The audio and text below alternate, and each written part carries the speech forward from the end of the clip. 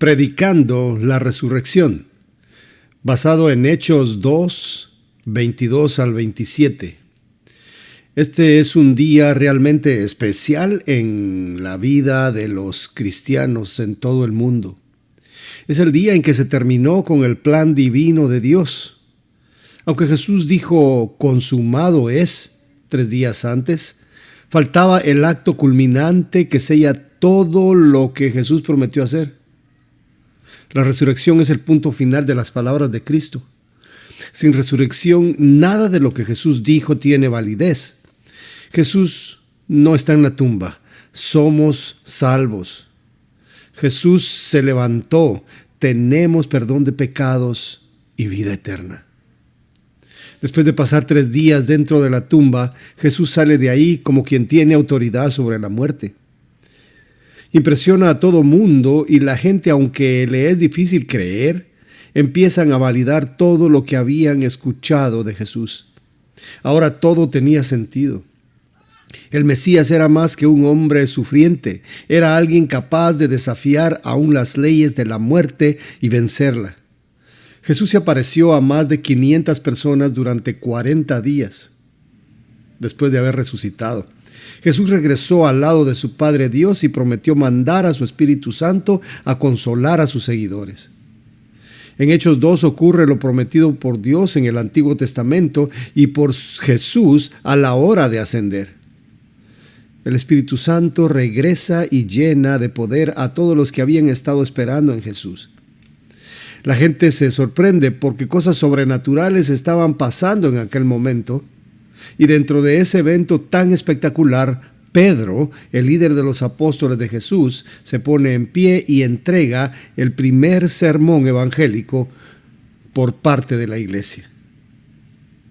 Nuestra lectura, como les decía, está en Hechos 2, 22 al 27 y la vamos a leer en el momento que vayamos explicándola. Así que por el momento vamos a orar. Gracias te damos, Señor, por tu misericordia tan infinita. Gracias te damos, Señor, por haber terminado lo que empezaste. Y gracias, Señor, porque estás trabajando en nosotros todavía.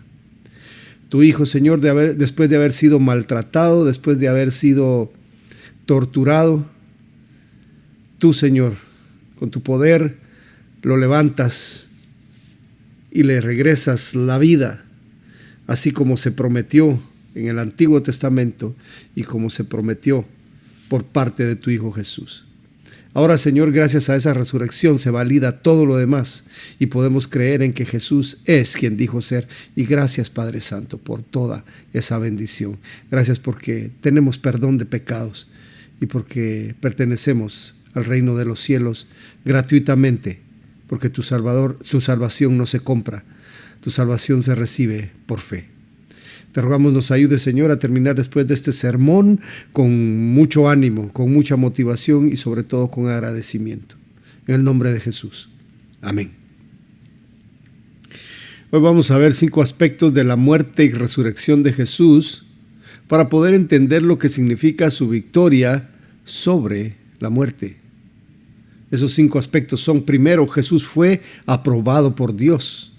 Segundo, Jesús fue entregado según el plan de Dios. Tercero, Jesús murió por culpa del ser humano. 4, Jesús fue resucitado por Dios. Y 5, Jesús derrotó la muerte. La gente necesitaba oír algo que diera autoridad a Jesús para creer en él. Por eso Pedro, en el día de Pentecostés, les dice allá en el versículo 22 que Jesús fue aprobado por Dios. Leamos lo que dice: varones israelitas, oíd estas palabras. Jesús Nazareno, varón aprobado por Dios entre vosotros con las maravillas, prodigios y señales que Dios hizo entre vosotros por medio de él, como vosotros mismos sabéis. Pedro no está diciendo nada nuevo. Pedro no está diciendo nada raro. Aquella gente que estaba enfrente de ellos, porque vinieron a celebrar la Pascua a Jerusalén, ellos sabían lo que había ocurrido con Jesús. Ellos sabían cómo se había juzgado a Jesús y cómo se le había crucificado. Así que esas palabras no eran extrañas para ellos. Y Pedro les dice, este hombre fue aprobado por Dios.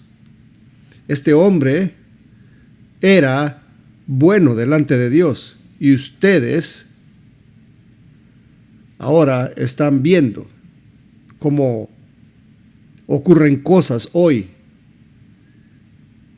Y hay cosas que validan lo que él decía que están pasando hoy.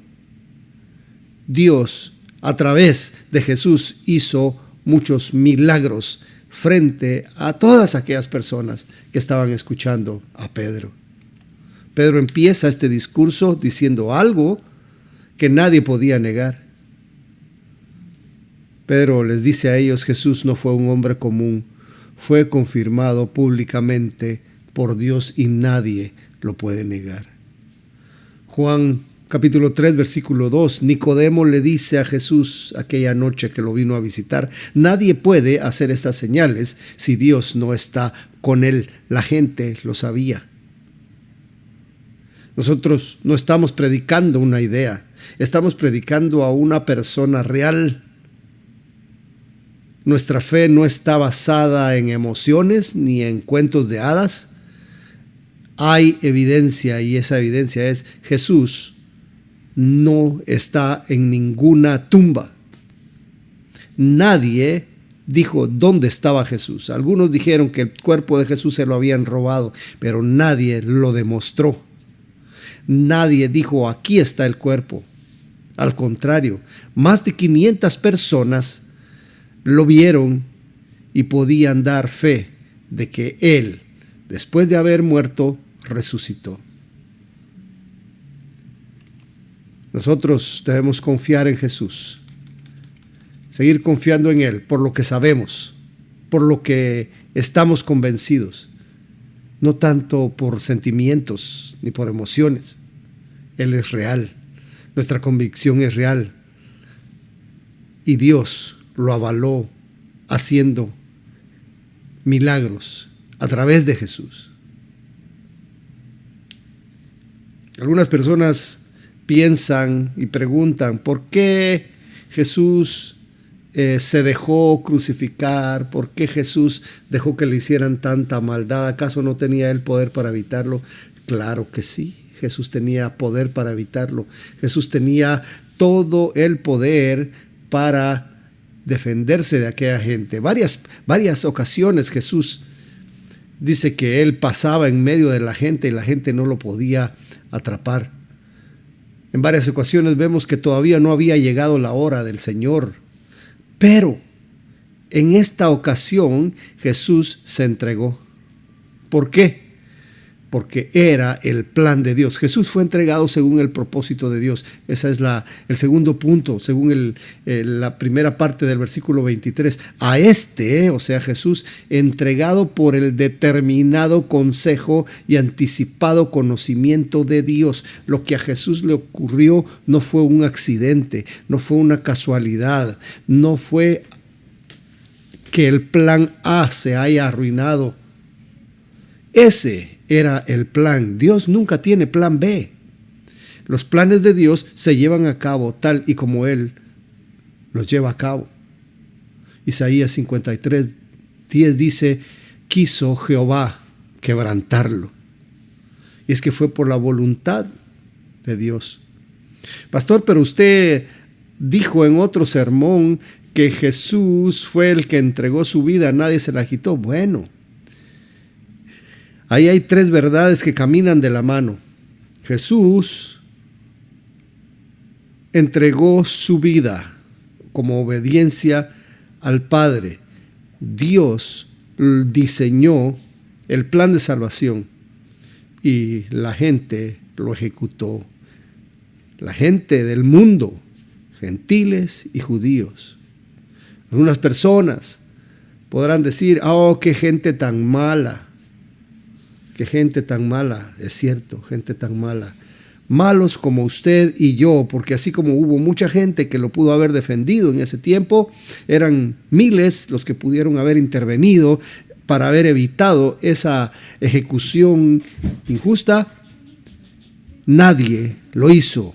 Y ahora mi pregunta sería, ¿lo haría usted?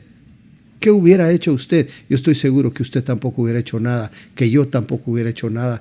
Jesús fue entregado porque así Dios lo había querido y nadie lo iba a impedir. Aquella ocasión en la que Pedro le dice a Jesús, nunca esto te acontezca, o sea, que nunca llegues a ser muerto. Y Jesús le dice, apártate de mí, Satanás. ¿Por qué? Porque el plan de Dios era que sí muriera y el plan de Satanás era que la salvación no llegara a ocurrir. Dios sigue obrando aún en lo que parece tragedia en nuestras vidas. Aunque parezca que las cosas se salieron de control, tal y como Jesús allá ante el concilio, ante el rey, ante Pilato, Dios sigue en control en nuestras vidas. Dios sigue dictaminando lo que va a pasar, ya que estamos dentro de su voluntad. No nos aflijamos, no tengamos desconfianza de Él. Él está obrando su plan. Así como Él planificó la muerte de su Hijo, así Él planifica cada cosa que acontece en nuestras vidas. Y no debemos desesperarnos, ni afligirnos, ni desanimarnos, porque sabemos que todo lo que Él planea es bueno. Hermano, tu dolor, tu aflicción no está fuera del plan de Dios. Jesús no murió por culpa de su Padre. Jesús no murió por culpa de Él. Jesús no murió porque Satanás quiso matarlo. Jesús murió por culpa de los seres humanos. Dice Pedro en aquel sermón, en la segunda parte del versículo 23, léalo, dice, prendisteis y matasteis por manos de inicuos crucificándole. Dense cuenta, prendisteis, es a judíos que le está hablando. Ustedes fueron los autores intelectuales y los inicuos, aquellos gentiles, soldados romanos, fueron los autores materiales, crucificando a Jesús. Toda aquella gente que estaba ahí enfrente, mirando, escuchando, estaban en el plano de acusados nada más. Y es que sabe usted que el Evangelio siempre lleva una sección donde se lanza una acusación. Sí, el Evangelio acusa al pecador, de transgresor, ¿sí? De ofensor ante Dios. Y el Evangelio debe aceptarse cuando se le dice a alguien, tú eres pecador y necesitas arrepentirte. Eso debe ser aceptado y el arrepentimiento debe tomar lugar en la vida de cualquier persona para que Dios perdone sus pecados, le limpie, le salve y le lleve al reino de los cielos.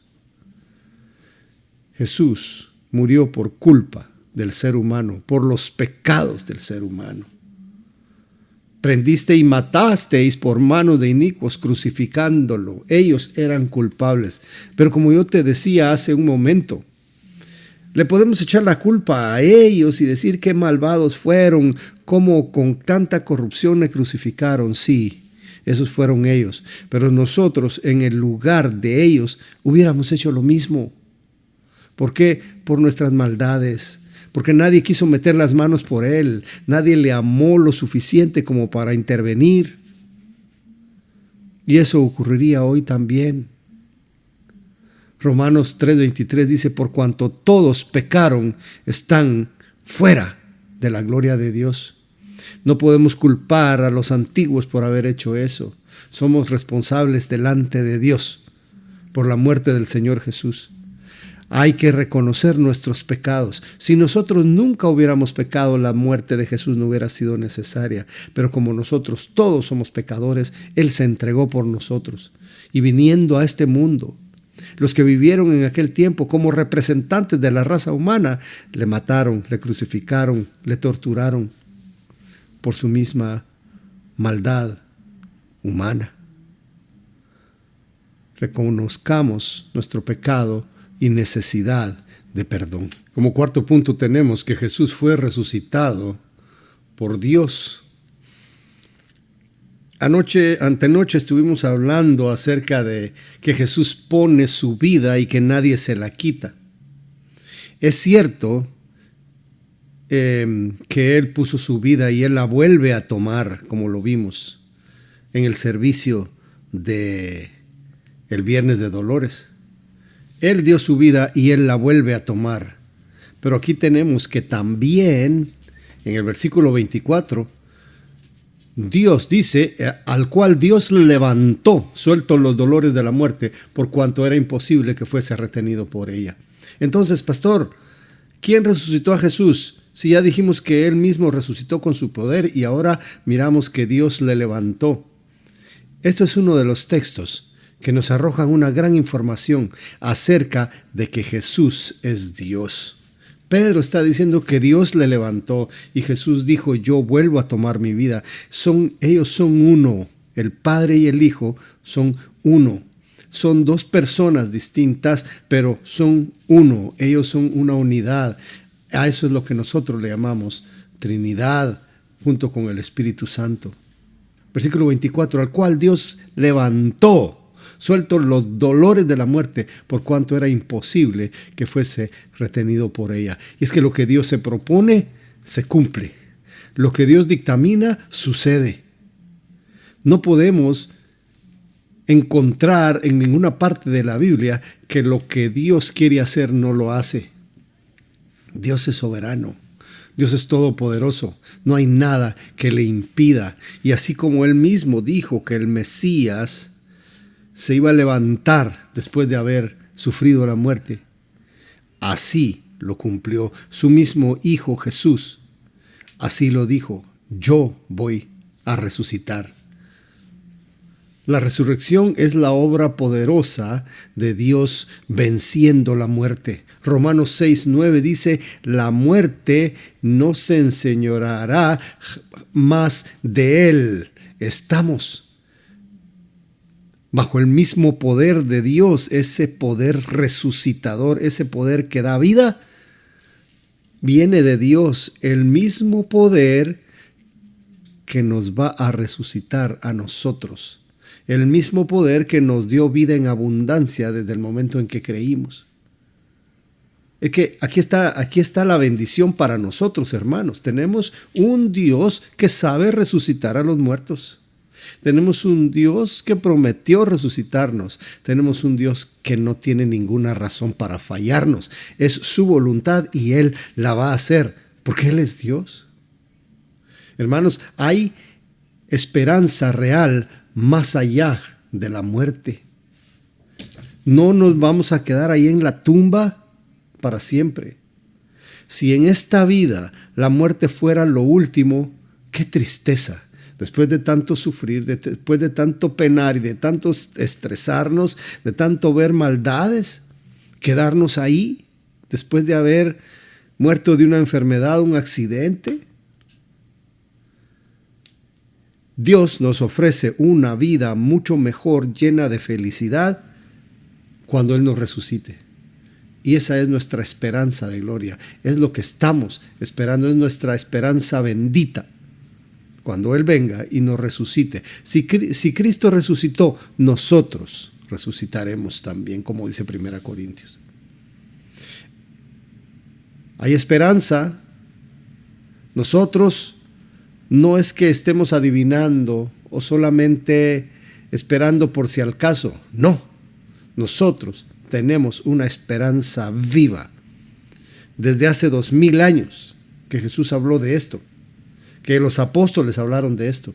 Nosotros estamos seguros de que nuestra vida va a continuar después de haber muerto. Vamos a tener una resurrección literalmente hablando. Este cuerpo corrupto se va a vestir de incorrupción y vamos a ser perfectos delante de Dios. Ahí va a haber felicidad plena, paz plena. Ahí va a haber completa libertad de vivir sin ninguna tristeza. Así es, la muerte y la resurrección de Jesús nos asegura de que hay un mejor futuro para nosotros. El poder de la muerte podemos decir que es enorme.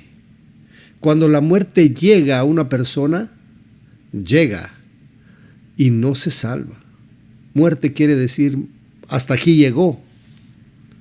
Y cuando la muerte llega, aquella persona va a dejar de existir sobre esta tierra.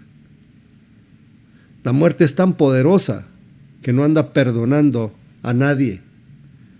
Pero ¿sabe usted que Jesús derrotó la muerte? Este es nuestro último punto de hoy. Y del versículo 24 al 27 vamos a leer cómo el apóstol Pedro, predicando aquel sermón de Pentecostés, valientemente, sabiamente, él citó las palabras del Antiguo Testamento para respaldar lo que era la resurrección de Jesús. Versículo 24, al cual Dios levantó suelto los dolores de la muerte, por cuanto era imposible que fuese retenido por ella. Es que no hay nada imposible para Dios. Todo enemigo de Dios sí tiene imposibles, que es derrotar a Dios. Y la muerte no podía derrotar al Hijo de Dios teniéndolo abrazado para siempre. La muerte fue vencida. La muerte fue derrotada, avergonzada, expuesta en público. El Señor Jesús resucitó, la dejó burlada, la dejó para siempre avergonzada. Y dice el versículo 25, porque David dice de él, y leímos esta parte de la Biblia anteriormente, ahorita, hace unos minutos, porque David dice de él, veía al Señor siempre delante de mí, porque está a mi diestra y no seré conmovido. Esas son palabras de David en el Antiguo Testamento y también son palabras del Señor Jesús en su experiencia de crucifixión y resurrección. Por lo cual mi corazón se alegró y se gozó mi lengua, y aún mi carne descansará en esperanza. Esa era la convicción de Jesús cuando estaba siendo crucificado, cuando estaba siendo torturado, burlado, abandonado, escarnecido, allá colgando de aquella cruz por 3 horas. Pero el corazón de él estaba alegre, estaba satisfecho, confiado en que Dios, su Padre, estaba ahí, sufriendo con él cada momento. ¿Por qué? Porque tenía la fe en que su Padre, en aquel momento, le iba a rescatar de la tumba, iba a salir de ahí. Y dice, porque no dejarás mi alma en el Hades, ni permitirás que tu santo vea corrupción. El cuerpo de Jesús no se descompuso en la tumba, como sucede con todos los cuerpos de la gente que se ha muerto. Pero Dios no dejó su alma en el Hades, no dejó al Señor Jesús allá en el reino de las tinieblas, en lo profundo de la tierra, allá donde moran los espíritus encarcelados, donde Jesús andaba predicando victoria para sí, para su Padre y para sus redimidos. Ni permitirás que tu santo vea corrupción. Eso es glorioso, hermanos. La esperanza que Jesús tenía de que Él estaba muriendo en ese momento, con todos los pecados del mundo encima, Él merecía ir al infierno y fue al infierno, pero fue a proclamar, consumado es allá, a decirles a los espíritus encarcelados que ya la obra así había sido terminada y que los pecados estaban siendo pagados. Ahora el reino de las tinieblas estaba derrotado, estaba declaradamente en ruinas, porque el reino de los cielos estaba ganando a todos sus escogidos por parte de Dios en aquel momento en que Jesús iba a resucitar. No dejarás mi alma en el Hades, ni permitirás que tu santo vea corrupción. Ahí está hablando de la resurrección, hermanos. Pedro, citando la resurrección, allá en el Salmo 16, y diciéndola ahora aquí en Hechos 2:27. Era imposible que la muerte retuviera a Jesús. 1 Corintios 15:55 nos dice: ¿dónde está, oh muerte, tu aguijón? ¿Con qué vas a ganar? ¿Cuál es tu arma secreta? ¿Dónde está? No está. Jesús se levantó de los muertos y triunfó grandemente, poderosamente, a todas las huestes de Satanás. Aquellos que dijeron: acabamos con él, ya no va a lograr nada, ya no va a empezar el reino, ya no va a gobernar el mundo, lo vamos a eliminar. Lo que no sabían las huestes satánicas es que al provocar su muerte estaban ayudando a que el plan de salvación fuera realizado. Y al morir Jesús sin pecado y al presentarse delante de su Padre limpio, tuvo el privilegio de recibir nombre que es sobre todo nombre y recuperar la gloria que tuvo con el Padre antes de que el mundo fuese, y traer a todos aquellos que habíamos estado cautivos por pecado, traernos de las tinieblas a la luz verdadera. Eso es de gran gozo para nosotros, porque el Mesías ya vino, el Mesías prometido ya llegó, vivió y resucitó después de haber muerto una muerte injusta por nuestros pecados. Jesús fue aprobado por Dios, estaba autorizado, Él venía de parte de Dios. Por eso todos aquellos que creen en Dios deben creer en Jesús. Dice: no se turbe vuestro corazón ni tenga miedo. ¿Creéis en Dios? Creed también en mí. Jesús fue entregado según el plan de Dios. Era un plan, no fue casualidad, no fue algo que sucedió accidentalmente, fue el plan de Dios. Él fue crucificado por el pecado del hombre, nosotros somos la causa. Él fue resucitado con poder, un poder grandísimo, y venció la muerte con un gran poder al que no se puede resistir nadie. Y nuestro cuerpo material sufrido, deteriorado, va a cobrar vida en aquel tiempo y nosotros vamos a resucitar también.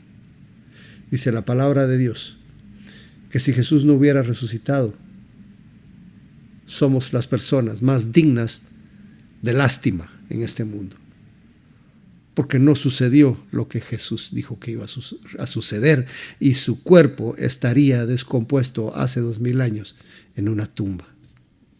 ¿Sabes una cosa? La historia no termina en la cruz. La historia termina con una tumba vacía. Se acabó. Ahora somos salvos por su gracia. Hoy no estás escuchando una historia antigua nada más.